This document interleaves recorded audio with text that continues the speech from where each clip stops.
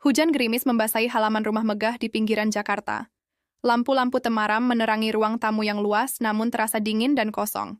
Nadia duduk di sofa, memeluk kedua lututnya, matanya menatap kosong ke arah jendela. Sudah hampir 2 minggu suaminya Pak Haris berada di luar kota untuk urusan bisnis. Awalnya Nadia terbiasa dengan kesendirian. Tapi belakangan, rasa sepi itu berubah menjadi kehampaan yang menusuk ke dalam dada. Ponsel Nadia bergetar di atas meja. Sebuah pesan dari Haris.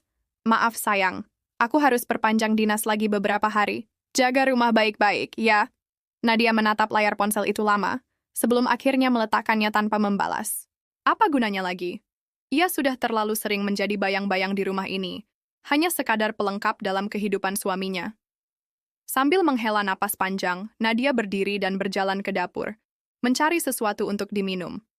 Saat itu, ia melihat Fikri, anak tirinya, sedang membereskan meja makan. Tubuh Fikri sudah bukan lagi anak kecil. Usianya 19 tahun, postur tinggi dan kuat, wajahnya mulai membentuk ketampanan khas lelaki muda. "Sudah malam, Fikri, kamu belum tidur?" tanya Nadia. Suaranya pelan namun terasa hangat. Fikri tersenyum tipis. "Belum, Tante." Maksudku, Bu." Nadia terkekeh kecil. "Nggak apa-apa, kamu masih suka lupa." Ada jeda di antara mereka. Hening.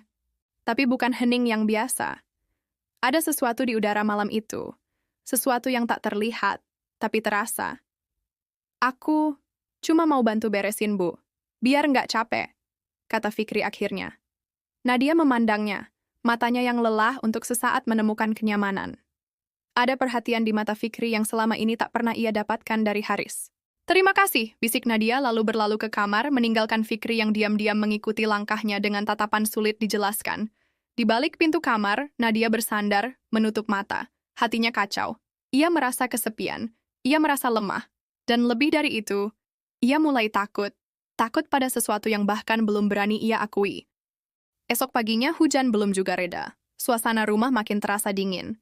Nadia duduk di ruang makan, sendirian, dengan secangkir kopi yang sudah mendingin. Matanya sayu, rambutnya berantakan. Ia bahkan lupa mengenakan pakaian rapi, hanya mengenakan kaos tipis dan celana pendek rumah. Fikri muncul dari arah dapur, baru selesai mandi. Rambutnya masih basah, dan hanya mengenakan kaos ketat serta celana training. Sekilas, Nadia menangkap bayangan tubuh Fikri. Tegap, kuat, maskulin. Jantung Nadia berdegup aneh. "Bu, mau sarapan? Aku bisa bikinin," tawar Fikri sambil tersenyum ramah. Nadia menggeleng pelan. "Nggak usah repot-repot, kamu aja sarapan." Namun Fikri tetap bergerak, mengambil beberapa roti dan memasaknya seadanya. Gerakan Fikri di dapur terlihat dewasa. Ada perhatian dalam setiap tindakannya, sesuatu yang selama ini tidak pernah Nadia dapat dari Haris. Saat Fikri menghidangkan roti bakar di depannya, tangan mereka tanpa sengaja bersentuhan. Sentuhan itu kecil. Sekejap. Tapi cukup untuk membuat napas Nadia tercekat. Mereka saling pandang. Sekilas. Namun cukup lama untuk membuat jantung keduanya berdebar tidak karuan. "Maaf, Bu." Fikri buru-buru menarik tangannya. Nadia menggeleng, memaksakan senyum. "Tidak apa-apa." Tapi hatinya berkata lain. Ada sesuatu yang mulai tumbuh. Sesuatu yang dulu hanya seperti bunga kecil dalam kesepian, kini mulai menjalar menjadi akar-akar ke dalam hatinya. Malam harinya, Nadia tak bisa tidur. Ia mendengar suara TV menyala di ruang tengah. Dengan langkah ragu, ia keluar kamar, menemukan Fikri yang masih menonton sendirian. "Belum tidur juga?" tanya Nadia. Fikri menoleh. Matanya memancarkan sesuatu yang tidak seharusnya ada antara seorang ibu tiri dan anak tirinya. "Temenin, Bu," kata Fikri, suaranya berat. Ada jeda. Nadia tahu ini salah. Ia tahu seharusnya ia berbalik ke kamar, namun kakinya bergerak sendiri, membawa dirinya duduk di samping Fikri. Terlalu dekat.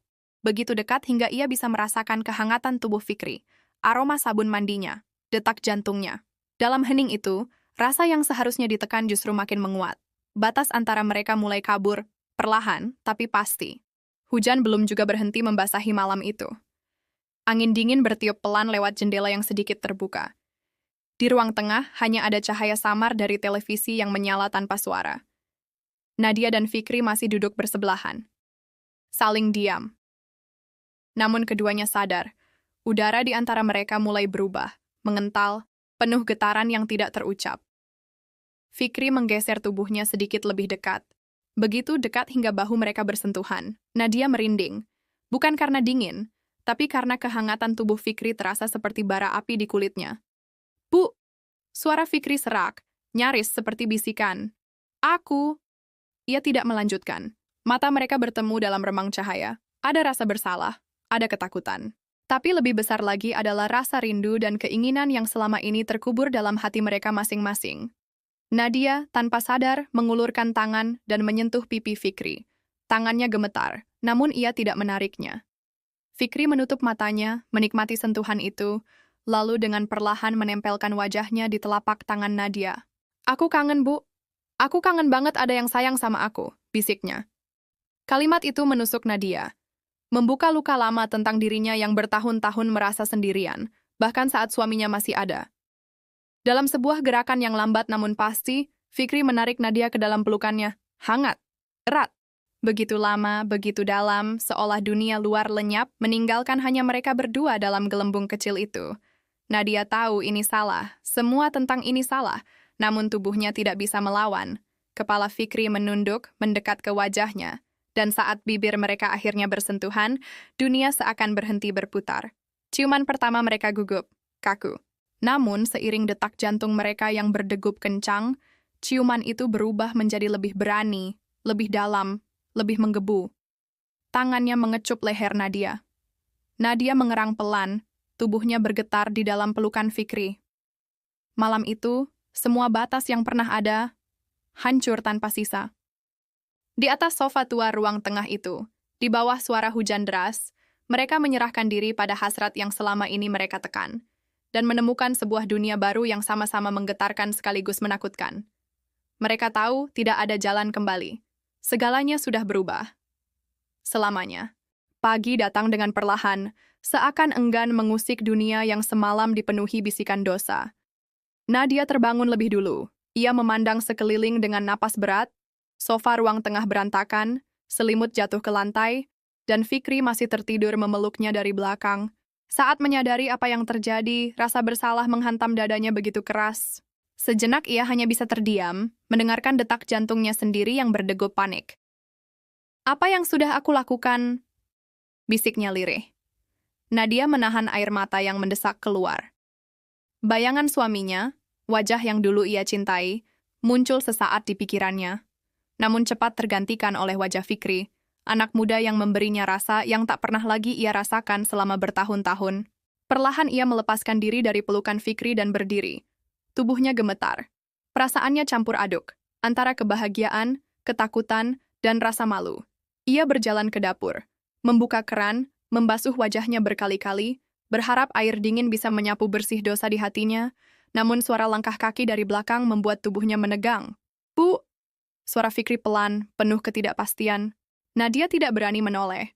Air mata yang tadi ia tahan, kini tumpah tanpa bisa dicegah. "Aku minta maaf," ucap Fikri. "Aku nggak seharusnya." Nadia menggigit bibirnya, menahan isak. Ia ingin marah, ingin menyalahkan Fikri. Namun ia tahu, dirinya sama bersalahnya, bahkan mungkin lebih. "Aku yang salah." Suara Nadia bergetar. "Aku yang seharusnya lebih kuat." Fikri mendekat, berdiri di belakangnya. Tidak menyentuh, hanya berdiri cukup dekat hingga kehadirannya terasa. "Aku sayang sama ibu," katanya jujur. "Bukan cuma nafsu, aku beneran sayang." Kata-kata itu membuat Nadia menangis lebih keras. Ia menunduk, kedua tangan bertumpu di wastafel. Fikri akhirnya memberanikan diri menyentuh pundaknya. "Ibu juga sayang aku?" tanyanya lirih, seakan takut mendengar jawabannya. Nadia mengangguk dalam diam. Namun di hatinya, suara logika berteriak menolak. Ini salah, ini gila. Tapi mengapa saat mendengar suara Fikri, ia merasa hidup kembali? Mengapa sentuhan anak itu membuat hatinya berdetak lebih cepat daripada siapapun? Dengan tangan gemetar, Nadia berbalik dan memeluk Fikri erat. "Maafkan aku," bisiknya di dada Fikri. Mereka berdua berdiri lama di sana, dalam pelukan yang penuh dengan luka, rasa bersalah, dan cinta terlarang yang tak mungkin lagi dihapuskan. Di luar, hujan benar-benar reda. Namun di hati mereka, badai baru saja mulai. Hari-hari setelah malam itu terasa panjang dan menyesakkan bagi Nadia. Setiap pagi ia bangun dengan rasa bersalah menusuk di dada. Setiap kali menatap cermin, wajahnya sendiri terasa asing, seolah ia adalah orang lain yang tidak ia kenali. Di rumah, suasana menjadi ganjil. Fikri masih tinggal di sana.